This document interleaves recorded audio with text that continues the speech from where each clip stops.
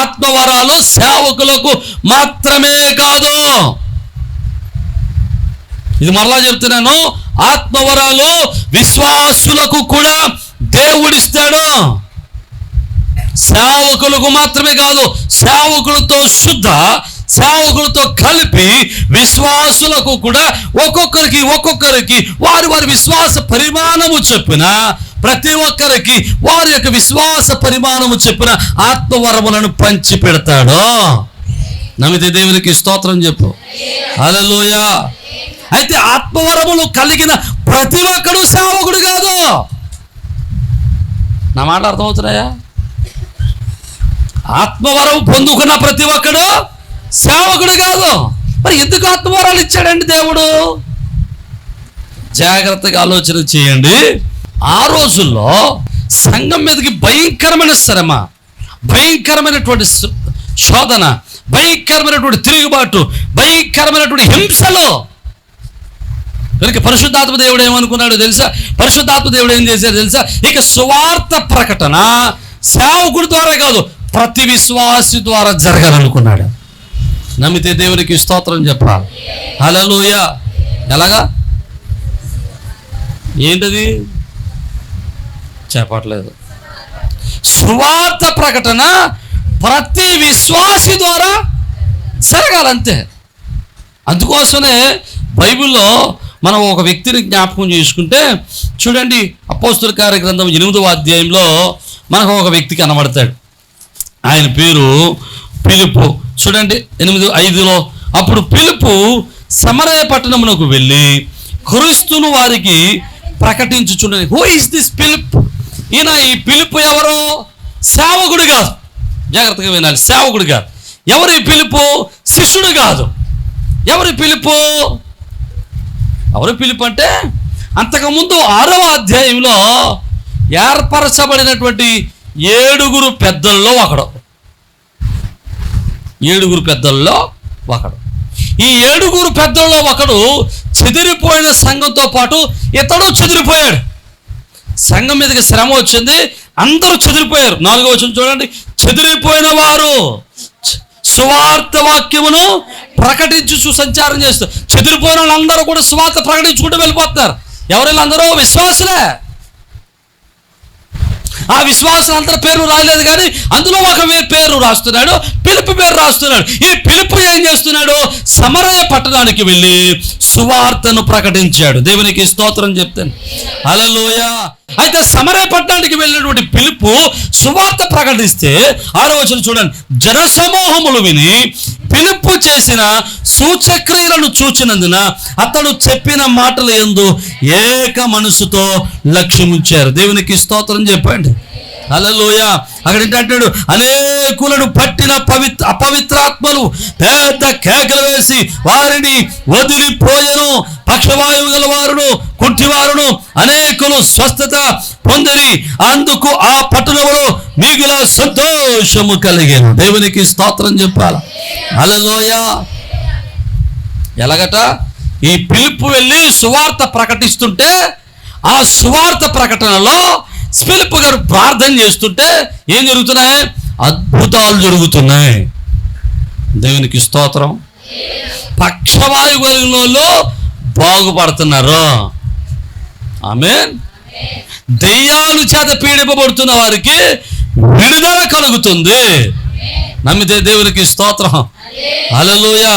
ఎవరైనా సంఘంలో ఒక పెద్ద సంచారం చేస్తున్నటువంటి పారిపోయినటువంటి హింసలు భరించలేక పారిపోయినటువంటి విశ్వాసుల్లో ఒకడు. ఈరోజు నా మాట అర్థం చేసుకోవడానికి ప్రయత్నం చేయండి. ఈ ఫిలిప్పు ఎప్పుడైతే సువార్త ప్రకటించాడో ఆ పట్టణంలో రక్షణ సువార్త ప్రకటింపబడింది. నేనంటాను, ఈరోజు ఒక విశ్వాసిగా నువ్వు ప్రార్థన చేయగలిగితే దేవుడు అద్భుతాలు చేస్తాడు. సేవకుడి కాదు ప్రార్థన చేయటం, విశ్వాసి ప్రార్థన చేసిన అద్భుతాలు జరుగుతాయి. విశ్వాసి ప్రార్థన చేసిన రోగాల నుండి స్వస్థత కలుగుతుంది. విశ్వాసి ప్రార్థన చేసిన దెయ్యాలు పోతాయి. నమ్మితే దేవునికి స్తోత్రం. ఎందుకో తెలుసా? దేవుడు విశ్వాసికి కూడా ఆత్మవరములను పంచి ఇచ్చాడు. విశ్వాసి కూడా ఆత్మవరాలు దేవుడు ఎందుకు ఉత్పత్తి ఇచ్చాడంటే సువార్త క్షేమాభివృద్ధి కలగాలి, సంఘము క్షేమాభివృద్ధి కలగాలి, సువార్త ప్రచురింపబడాలి, సువార్త ప్రకటింపబడాలి. సువార్త ప్రకటింపబడాలంటే సేవకులు కూడా వెళ్తే సరిపోదు, విశ్వాసులు కూడా వెళ్ళాలి. నమ్మితే దేవునికి స్తోత్రం. విశ్వాసులు కూడా బలము కలిగిన వారే, సువార్త వాక్యం పట్టుకుని అద్భుతాలు చేసేవారే, సువార్త ప్రకటించేవారే ఉండి వారు సువార్త ప్రకటించుకుంటూ వెళ్తుంటే దేవుని నామము మహిమపరచబడుతుంది. నమ్మితే దేవునికి స్తోత్రం చెప్పు. హల్లెలూయా. మేము మన కరపత్రులు పంచిపెట్టడానికి వెళ్తాం. కరపత్రులు పంచిపెట్టడానికి ఎవరైనా ప్రార్థన చేయడానికి, అయ్యగారు మా కోసం ప్రార్థన చేయడం అన్నారు కూడా ఎవరండి. విశ్వాసులను పిల్లకర్రదు, విశ్వాసులు ప్రార్థన చేసేయచ్చు. హలో, విశ్వాసం ప్రార్థన చేసేయచ్చు. దేవునికి స్తోత్రం. ఎందుకు తెలుసా? దేవుడు మీకు ఆ శక్తిని ఇచ్చాడు. నా మాటలు అర్థమైతే దేవునికి స్తోత్రం చెప్పు. హల్లెలూయా. మీ ఇంట్లో మీ బంధువులో ఎవడైనా రక్షణ లేని వాడు ఉన్నాడు, సువార్త తెలియని వాడు ఉన్నాడు, వాడు బలహీనుడిగా ఉన్నాడు, అనారోగ్యంతో ఉన్నాడు, వాడి దగ్గరికి పాస్టర్ గారు పిలిచికెళ్దామంటే కుదరదు. ఎందుకంటే వాడు ఒప్పుకోడు. పాస్టర్ గారు ఎదుగా అంటాడు, పాస్టర్ గారు ఎదుగా నాకొద్దా అంటాడు. అదేగాక ఒక విశ్వాసగా నువ్వు వెళ్ళి, ఒక స్నేహితుడుగా నువ్వు వెళ్ళి, ఒక బంధువుగా నువ్వు వెళ్ళి, బాబు ఒంట్లో బాగలేదు కదా నీకోసం ప్రార్థన చేస్తాను రా అన్నావు అనుకోండి, వాడు ఏం చేస్తాడు? చేయించుకోడా? నీ మొహమాటం మీదైనా చేయించుకుంటాడు. అలా చేసినప్పుడు వాడికి స్వస్థత కలిగిందా అనుకోండి, అక్కడ ఏం జరుగుతుందో తెలుసా? దేవుని నామము మహిమపరచబడుతుంది. హల్లెలూయా. ఆ వ్యక్తి రక్షింపబడతాడు, ఆ వ్యక్తి సువార్త ప్రకటింపబడుతుంది. నమ్మిన దేవునికి స్తోత్రం చెప్పండి. హల్లెలూయా. ఇక సువార్త ప్రకటన, సువార్త ప్రకటన ప్రచురము, లేకపోతే సువార్త యొక్క నడిపింపు, లేకపోతే సువార్త యొక్క వికాసము, సువార్త వికాసము ఇక సేవకుల ద్వారా కాదు, సంఘము ద్వారా విస్తరింపబడాలి. నమ్మితే దేవునికి స్తోత్రం చెప్పండి. హల్లెలూయా. వాక్యం చెప్పే సేవకుడిని ఆపగలదు కానీ ఏమండి మెల్లంగా వెళ్ళి సువార్త ప్రకటించగలను విశ్వాసిని ఆపగలను సామర్థ్యత ఎవరికి లేదు. నమ్మితే దేవునికి స్తోత్రం చెప్పు. హల్లెలూయా. స్నేహితులతో మాట్లాడేటప్పుడు దేవుని గురించి చెప్పొద్దనేవాడు ఎవడు లేడా? విశ్వాసిగా అవిశ్వాసి దగ్గరికి వెళ్ళి వాక్యం చెప్పేటప్పుడు నేను ఆపగలిగిన సామర్థ్యత కలిగినడు ఎవడు లేడు. నమ్మితే దేవునికి స్తోత్రం చెప్పండి. నా మాటలు అర్థమవుతున్నాయా? పాస్టర్ గారు వస్తే ఓ ఈడేదో చేస్తున్నాడు, మత మార్పిడి చేస్తున్నాడు అంటారు. కానీ విశ్వాసి వెళ్తే ఏమంటారా? ఎందుకంటే మా ఫ్రెండ్ ఏడో, నా స్నేహితుడేడో, మా బంధువుడో, నాకు కావాల్సిన వాడేడో, అర్థం కూర్చున్నాను మాట్లాడుతున్నాను, వాడితో మాట్లాడేటప్పుడు ఆ విషయం మాట్లాడుతూ దేవుని గురించి చెప్పావు అనుకోండి, ఏమో ఆ వ్యక్తి రక్షింపబడి నీతో పాటు దేవుని మందిరానికి రావచ్చేమో. నమ్మితే దేవునికి స్తోత్రం. మరి మన స్నేహితులతో కూర్చున్నప్పుడు, మన బంధువులతో కూర్చున్నప్పుడు మనం ఎవరి గురించి మాట్లాడతాం? దేవుని గురించి మాట్లాడేవాడు నీ మొహం పెట్టుకుని ఎప్పుడైనా మాట్లాడితే సీరియల్ గురించి మాట్లాడతాం, మాట్లాడితే ఆ సినిమా గురించి మాట్లాడతాం, మాట్లాడితే నీకు తెలుసా ఆడు అంటూ మొదలెడతాం. వాడి గురించి, వీడి గురించి, ఆ అమ్మాయి గురించి, ఈ అమ్మాయి గురించి చెప్పుకోవడం తప్ప ఎప్పుడైనా నీ మొహం పెట్టుకుని, దరిద్రమైన మొహం పెట్టుకుని, ఎందుకులేండి మిమ్మల్ని తిట్టకూడదు అనుకున్నాను కదా, మీ అందమైన మొహాలు పెట్టుకుని ఎప్పుడైనా మీ అందమైన మొహాలు పెట్టుకుని ఎప్పుడైనా దేవుడి గురించి ఒక్క వ్యక్తి గారు చెప్పారా? ఫిలిప్పు వెళ్ళి సువార్త ప్రకటించాడు. జాగ్రత్తగా వినండి. అక్కడ బలమైన సంఘం కట్టబడిందండి. ఆ పట్టణంలో గాడి చేసేవాళ్ళు వచ్చేసారు, మంత్రాలు చదివే వాళ్ళు వచ్చేసారు, ఇక పెద్దోడు చిన్నోడు దయ్యాలు పట్టుకునే వాళ్ళు వచ్చారు, బాగుపడ్డారు. సంఘం కట్టబడిపోయింది సమరయలో. అప్పుడు ఏం జరిగిందో తెలుసా? చూడండి 14వ వచనం. సమరయ వారు దేవుని యొక్క వాక్యమును అంగీకరించారని యెరూషలేములోని అపోస్తలులు విని పేతురును యోహానును వారి యుద్ధకు పంపిరి. దేవునికి స్తోత్రం చెప్పు. ఏం చేశారట? ఇప్పుడు ఫిలిప్పి వెళ్ళి అక్కడ సంఘం కడితే ఆ సంఘం దగ్గర ఇప్పుడు ఎవరిని పంపించారు? అపోస్తలులు కలిపి, శిష్యులందరూ కలిపి ఎవరిని పంపించారు? పేతురుని యోహాను పంపించారు. దేవునికి స్తోత్రం. హల్లెలూయా. అంటే సంఘాలు కడుతుంటే సేవకులు సంఘాలు బలపరుచుకుంటూ వెళ్తారనమాట. నా మాటలు అర్థమైతే దేవునికి స్తోత్రం. సంఘాలు సువార్త ప్రకటించుకుంటూ వెళ్తుంటే సువార్త ప్రకటింపబడిన వారిని సేవకుడు బలపరుచుకుంటూ, స్థిరపరుచుకుంటూ, నడిపించుకుంటూ వెళ్తాడు. అందుకోసం పరిశుద్ధాత్మ దేవుడు సిద్ధపరిచిన 3వ క్రమం ఏంటో తెలుసా? యాచక ధర్మాన్ని పరిశుద్ధాత్మ దేవుడు సిద్ధపరిచాడు. ఏంటి ఆ యాచక ధర్మం అంటే? చూడండి, ఎఫెసీయులకు రాసిన పత్రిక 4వ అధ్యాయం 13 అంటాడు, కొందరును అపోస్తులుగాను. చదవండి ఆ మాట పైనుంచి. ఎఫెసీ 4:13. అదే చదివాను. పరిశుద్ధులు సంపూర్ణులగుటకును, క్రీస్తు శరీరము క్షేమాభివృద్ధి చెందుటకును, పరిచర్య ధర్మం జరుగుటకును ఆయన కొందరిని అపోస్తులుగాను, కొందరిని ప్రవక్తలుగాను, కొందరు సువార్తికులుగాను, కొందరిని కాపరులుగాను, ఉపదేశకులుగాను నియమించాను. దేవునికి స్తోత్రం. హల్లెలూయా. ఎలాగట? పరిశుద్ధులు సంపూర్ణగునట్లు, క్రీస్తు శరీరము క్షేమాభివృద్ధి చెందుటకును, పరిచర్య ధర్మము జరుగుటకును ఆయన కొందరిని అపోస్తులుగాను. కొందరిని అంటే ఇప్పుడు ఎలాగంటే? కొందరినంటే అందరినా? కొందరినంటే అందరిని కాదు. ఇప్పుడు ఎంతమంది? సెలెక్టెడ్. ఇందాకేమన్నాడు? కృపావరాలు ఎంతమందికి? అందరికి. ఇప్పుడు ఈ పరిచయ ధర్మాలు ఎవరికి? కొందరికి. సెలెక్టెడ్ అంటే దేవుడు కొంతమందిని ఏం చేస్తాడంటే అపోస్తులుగా ఎన్నుకుంటాడు, కొంతమంది ప్రవక్తలుగా ఎన్నుకుంటాడు, కొంతమంది సువార్తికులుగా ఎన్నుకుంటాడు, కొంతమంది కాపరులుగా ఎన్నుకుంటాడు, కొంతమంది ఉపదేశకులుగా ఎన్నుకుంటాడు. దేవునికి స్తోత్రం. వీళ్ళు ఏం చేస్తారు? సంఘాన్ని బలపరుచుకుంటూ వెళ్తారు, వాక్యాన్ని చెప్పుకుంటూ వెళ్తారు, వాక్యాన్ని బోధించుకుంటూ వెళ్తారు, వాక్యాన్ని వివరించుకుంటూ వెళ్తారు. దేవునికి స్తోత్రం చెప్తాం. హల్లెలూయా. ఈ వాక్యం విన్నటువంటి సేవకులు లేదా వాక్యం విన్నటువంటి సంఘము, ఈ వాక్యం చేత బలపరచబడిన సేవకు విశ్వాసులు ఏం చేయాలి? ఈ వాక్యాన్ని స్వీకరించి, ఈ వాక్యాన్ని గ్రహించి, ఆ వాక్యం పట్టుకెళ్ళి మళ్ళీ ఏం చేయాలి? సువార్తను ప్రకటించాలి. దేవునికి స్తోత్రం. నా మాట అర్థమైందా? నా మాట అర్థమైన దేవునికి స్తోత్రం. హల్లెలూయా. ఇప్పుడు మేము చేయాల్సిన పని. అందుకనే పేతురు గారు ఒక చక్కటి మాట అంటాడు చూడండి.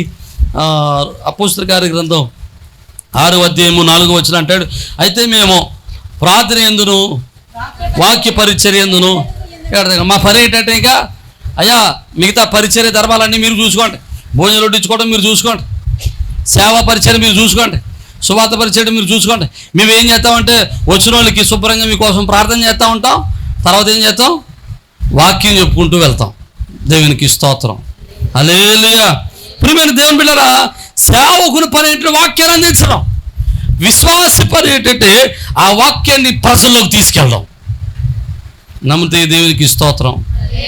మీరు వాక్యాన్ని పట్టుకెళ్ళినప్పుడు, వాక్యాన్ని ప్రకటించేటప్పుడు మీరు ఏం చేయొచ్చు? మీరేం ఏది కూడా చేయొచ్చు? ప్రార్థన చేయొచ్చు. మీరు ఇంకోటి ఏం చేయొచ్చు? అద్భుతాలు చేయొచ్చు.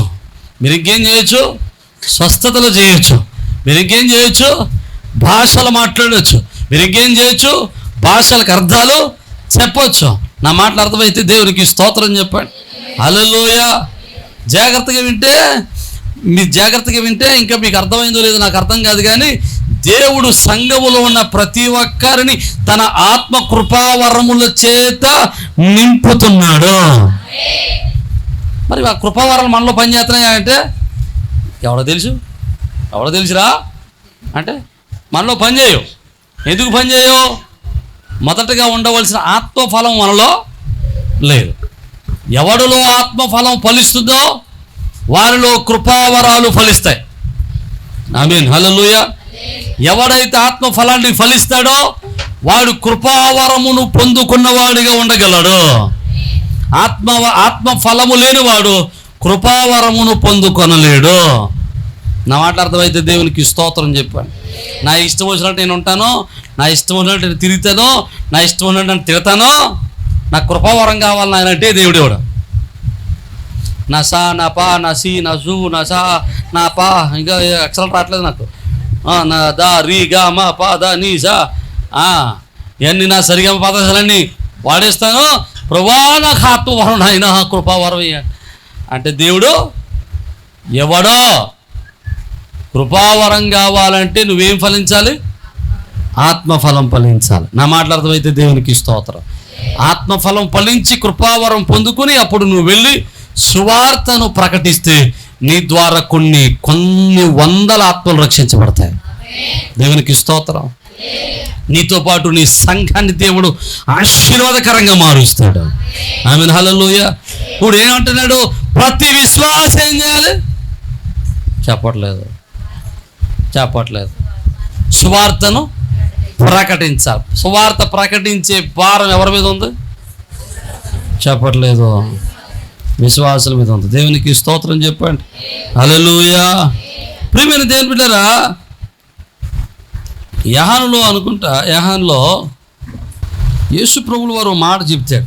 14:12 నేను తండ్రి యొద్దకు వెళ్ళుచున్నాను గనుక నేను చేయు క్రియలు నా యందు విశ్వాసం ఉంచువాడును చేయను, వాటికంటే మరి గొప్పవి అతడు చేయునని మీతో నిశ్చయముగా చెప్పుచున్నాను. ఎలాగా? నా యందు విశ్వాసం ఉంచువాడు చేస్తాడన్నాడా, లేకపోతే నేను ఏర్పాటు చేసుకున్న సేవకులే చేస్తారన్నాడా? చెప్పట్లేదు. మీరు ఎవరు విశ్వాసం ఉంచితే వాళ్ళు చేస్తారు. విశ్వాసం ఉంచే ప్రతి విశ్వాసి కూడా, దేవుని యందు విశ్వాసం ఉంచే ప్రతి విశ్వాసి ద్వారా కూడా దేవుడు అద్భుతాలు జరిగిస్తాడు. నమ్మితే దేవునికి స్తోత్రం. ఇంకో మాట కూడా చెప్తాను, జాగ్రత్తగా వినండి. కృపావరం ఉన్నంత మాత్రాన నువ్వు సేవకుడు కాదు. కృపావరం పొందుకున్నంత మాత్రాన నువ్వు సేవకుడు అయిపోవాల్సిన అవసరం లేదు. నీకు కృపావరం ఇచ్చింది సంఘాన్ని విడగొట్టడానికి కాదు, ఉన్న సంఘాన్ని దేవుడు బలపరచడానికి. నమ్మితే దేవునికి స్తోత్రం. కృపావరం ఇచ్చింది సంఘాలు విడగొట్టి సంఘాలు పెట్టుకుంటూ పోవడానికి కాదు, అనేక మందికి రక్షణ సువార్తను ప్రకటించి నువ్వు ఉన్న సంఘానికి క్షేమాభివృద్ధి కలుగు చేయడానికి. నమ్మితే దేవునికి స్తోత్రం చెప్పా. ఈరోజు కృపావరాలు పొందుకున్నటువంటి విశ్వాసం వలన సంఘాలు విచ్ఛిన్నమైపోతున్నాయా, సంఘాలు బలపడుతున్నాయా అంటే, ఎవరికైనా దేవుడు ఆత్మవరం ఇచ్చాడు అనుకోండి, స్వస్థత వరం ఇచ్చాడు అనుకోండి, వీడు ఏం చేయాలి? ఆ వాక్యానుసారంగా ఏం చేయాలి? వీడు సంఘాన్ని బలపరుచుకోవాలి. ఎలా? వీడు సువార్తకి వెళ్ళి, అమ్మ నేను ప్రార్థన చేస్తే దేవుడు బాగా చేస్తాను, రండి నాకు కూడా ప్రార్థన రండి అని తీసి తెచ్చుకోవాలి, మందిరంలో కూర్చోబెట్టాలి. అప్పుడు సేవకుడు వాక్యం చెప్తాడు. కానీ వీడేం చేస్తాడు? అమ్మ నాకు ఆత్మవరం వచ్చింది, రండి నేను సంఘం పెట్టేస్తాను అని చెప్పేసి వీడింటి మీద చిట్టేస్తాడు. ఇప్పుడు సంఘం క్షేమాభివృద్ధి చెందుతుందా, సంఘం పాడైపోతుందా? సంఘం పాడైపోతుంది. దేవుడు ఇచ్చిన వరము నిన్ను సంఘాన్ని పాడు చేయడానికి కాదు. అందుకనే ప్రభు యొక్క వాక్యం అంటాడు, సేవకులు రెండింతలు తీర్పులు అంటాడు. ఇలాంటి పనుల వల్ల సేవకులు ఉండడానికి తొందరపడద్దు, 2 తీర్పులు అంటావు. నీకు నా మాటలు అర్థమైతే దేవునికి స్తోత్రం చెప్పు. హల్లెలూయా. ఈరోజు సంఘముగా ఉన్నటువంటి మీరు అర్థం చేసుకోనండి, నా మాటలు అర్థం చేసుకోవడానికి ప్రయత్నించండి. ఇది వాక్యం ఉన్నదే ఉన్నదట్టుగా చెప్తున్నాను నేను, కొత్తదేం చెప్పట్లేదు. ఏ సేవకుడు చెప్పడు, ఇది ఏ సేవకుడు చెప్పడం. చెప్పమానంటే పోనీ ఎవరైనా దమ్మున్నవాడు ఈ మాట చెప్పమానండి. విశ్వాసులు ప్రార్థన చేసిన అద్భుతాలు జరుగుతాయి. విశ్వాసులు ప్రార్థన చేసిన స్వస్థతలు జరుగుతాయి. విశ్వాసులు ప్రార్థన చేసిన దయ్యాలు పోతాయి. నమ్మితే దేవునికి స్తోత్రం చెప్పు. హల్లెలూయా. తద్వారా సువార్త ఏం చేయాలి? ప్రకటింపబడాలి. సువార్త ప్రకటింపబడడానికి దేవుడు నీకు వరాలు ఇచ్చాడు. ఈరోజు నువ్వు ఒక విశ్వాసిగా ఉన్నావంటే అది సామాన్యమైన విషయం కాదు. ఒక సంఘ పెద్దగా ఉన్నావంటే అది సామాన్యమైన విషయం కాదు. దేవుడు నీ ద్వారా సంఘాన్ని అభివృద్ధి చేయాలని, సంఘ క్షేమాభివృద్ధి చేయాలని, నిన్ను బలవంతుడిగా వాడుకోవాలని, దేవుడి చేతిలో బలమైన సాధనంగా వాడుకోవాలని ప్రభు నిన్ను ఏర్పరచుకుంటే నువ్వేం చేస్తున్నావు? సంఘ పెద్దనా పానాయ్ అని గిరగిర తిరుగుతున్నావు. విశ్వాసనా పానాయ్, బాప్తిసం పొందనా, ఆదివారం వెళ్తే సరిపోతే, ఆదివారం మాత్రమే మన విశ్వాసం, మిగతాటప్పుడు పిశాచులం. దేవునికి స్తోత్రం కాదండి. ఆదివారం విశ్వాసులు, సోమవారం టు శనివారం పిశాచులు. నా మాటలు అర్థమైతే దేవునికి స్తోత్రం చెప్పాను. ఎప్పుడైనా ఎక్కడైనా నువ్వు దేవుని సన్నిధిలో విశ్వాసిగా బ్రతకగలిగితే దేవుడు నీ ద్వారా సంఘాన్ని క్షేమాభివృద్ధి కలుగు చేయాలని కోరుకుంటున్నాడు. ఒక పిలుపు వల్ల దేవుడు నిన్ను వాడుకోవాలనుకుంటున్నాడు. ఒక పిలుపు వల్ల నిన్ను బలపరచాలనుకుంటున్నాడు. ఒక పిలుపు వల్ల నీ ద్వారా ఒక సంఘాన్ని కట్టాలనుకుంటున్నాడు. ఒక పిలుపు ద్వారా దేవుని యొక్క సేవకునికి సహకారుడిగా నిన్ను నిలబెట్టాలనుకుంటున్నాడు. నమ్మితే దేవునికి స్తోత్రం చెప్పాడు. హల్లెలూయా. ఉండగలవా? నువ్వు చేయగలవా సేవ? నడిపించగలవా సేవను? స్థిరపరచగలవా సేవను? విస్తరింపచేయగలవా సేవను? శ్రమలు వస్తున్నప్పటికీ సంఘము క్షేమాభివృద్ధి చెందడానికి గల కారణం ఏంటంటే సేవకుడు వల్లే సంఘం క్షేమాభివృద్ధి చెందలేదు, ప్రతి విశ్వాసి వల్ల సంఘము విస్తరింపబడింది, సువార్త ప్రకటింపబడింది, అద్భుతాలు జరిగాయి, ఆశ్చర్యకార్యాలు జరిగాయి. ఆమేన్, హల్లెలూయా. ఈరోజు మన సంఘము ద్వారా, మన విశ్వాసుల ద్వారా, మన ద్వారా ఇప్పుడున్నటువంటి ఆత్మల కంటే ఇంకా 100 ఆత్మలు మనం సంపాదించుదుము గాక. ఆత్మలు సంపాదించు శక్తిని దేవుడు మనకు దయచేయును గాక. అద్భుతాలు చేయు శక్తిని దేవుడు మనకు దయచేయును గాక. ఆత్మ వరములతో ప్రభు వలన నింపును గాక. ఆత్మ శక్తితో దేవుడు నింపును గాక. ఆత్మ వరములతో ప్రభు బలపరుచును గాక. నమ్మితే బిగ్గరగా దేవునికి స్తోత్రం చెప్పాలా? హల్లెలూయా, హల్లెలూయా. దేవుడు నీ చాలా అద్భుతాలు ఎందుకు జరిగిస్తాడు తెలుసా?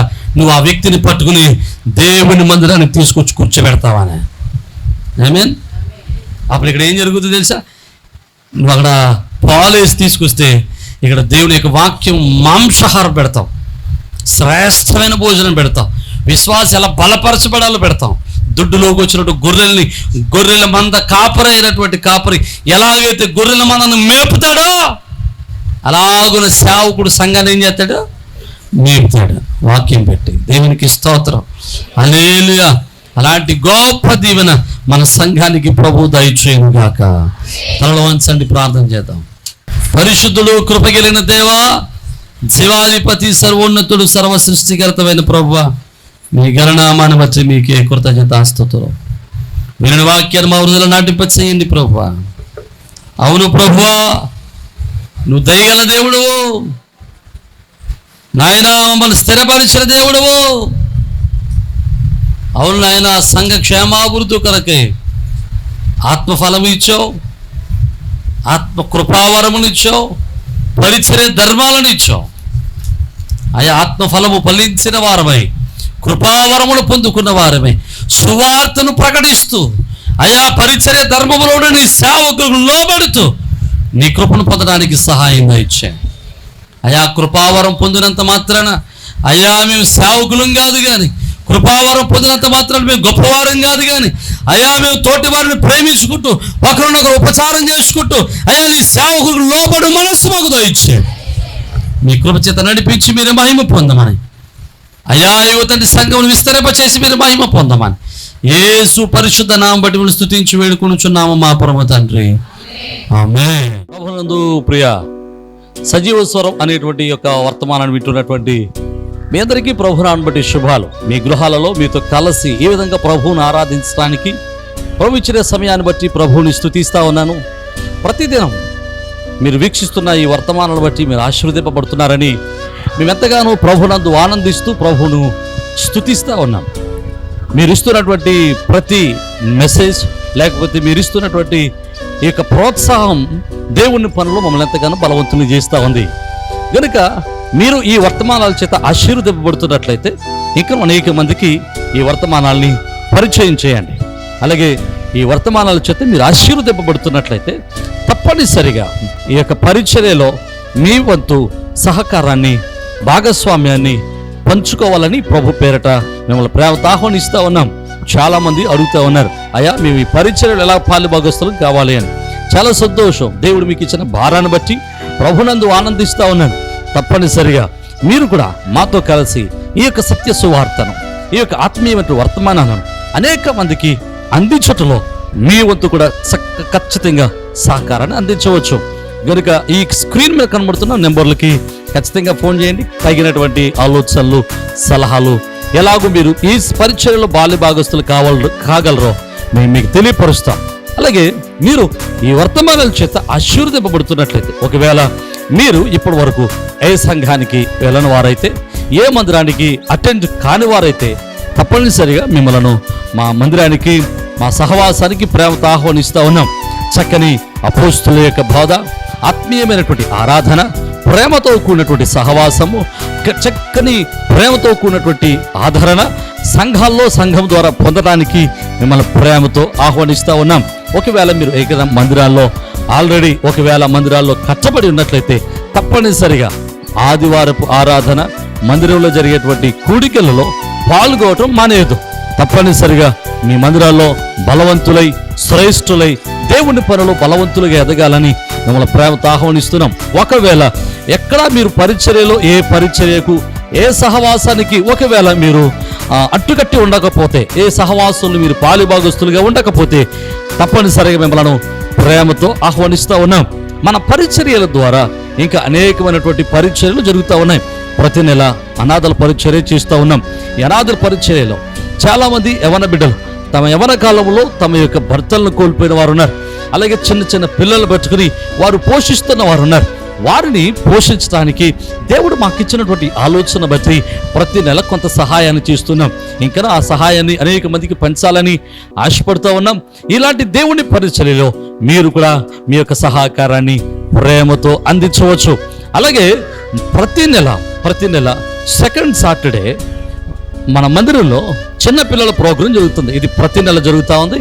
మీరు కూడా మీ పిల్లలు దేవునిలో ఆత్మీయంగా బలపడాలని ఆశపడితే తప్పనిసరిగా మీ పిల్లల్ని ఆ యొక్క చిన్నపిల్లల ప్రోగ్రానికి, కింగ్డమ్ చిల్డ్రన్స్ అనేటువంటి ప్రోగ్రానికి మీ పిల్లలు కూడా ప్రోత్సహించండి. తప్పనిసరిగా పంపించండి. ఉదయం 9 గంటల నుంచి 4 గంటల వరకు చక్కని పాటలు, చక్కని కథలు, చక్కని ఆరాధన, దైవభక్తి, అలాగే విశ్వాసంలో వారిని బలపరచడానికి ఎంతో మేము తోడ్పడుతూ ఉన్నాం, వారిని బలపరుస్తూ ఉన్నాం. అది మీ పిల్లలకు ఆత్మీయంగా బలపడడానికి, విశ్వాసాలు బలపడడానికి ఎంతగానో దోహదం చేస్తూ ఉంది.